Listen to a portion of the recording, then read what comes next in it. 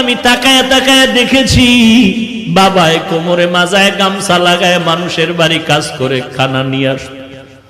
এমনও ঈদের দিন গেছে একটা নতুন জামা আমার বাবায় দিতে পারে না। মাঝে মাঝে তাকায় দেখতাম আমার মায়ের কাছে বাবায় বসে বসে কান্না করে। আমি বলতাম, রে ও মা, বাবায় কেন কাঁদলো? মা বলতো, তোরে একটা জামা দিতে পারে নাই, দুঃখে তোর বাবায় কান্না করেছে। এমন কষ্টের জীবন বাড়ায়া তোমার ঘরে আসছি।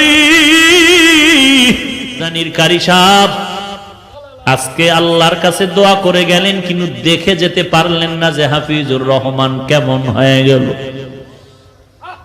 আমার হাত আর তার হাত এক জায়গায় নিয়ে এইভাবে উঠায়া উজানি বৈশা ঘরে বৈশা দোয়া করতেন, আল্লাহ আমার হাতের সাথে ওর হাতটাও তুমি কবুল করে নেও।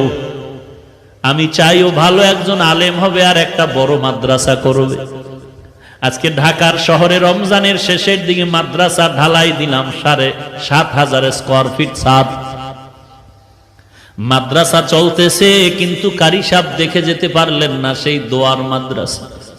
আমার বাবা মা জীবনে ভালো এলেম অর্জন করতে পারেনি, মাদ্রাসায় পড়তে পারেনি।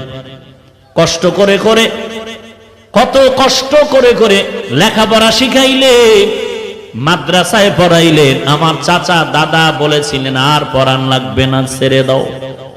আমার বাবায় যদি ঠান্ডা হয়ে যাইতেন, খোদার কসম এই পথে আর আসার কোনো সৌভাগ্য হতো না।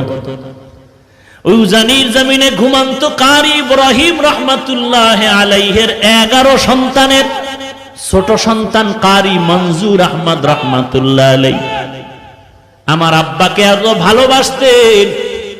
আমাদের বাড়িতে শত শতবার গিয়েছেন সেই কুয়াকাটা। একদিন কয়, সন্তানটারে আমার হাতে দাও। ঢাকা আসার পরে আমাকে নিয়ে আসলেন কচুয়া মাদ্রাসার ভেতরে।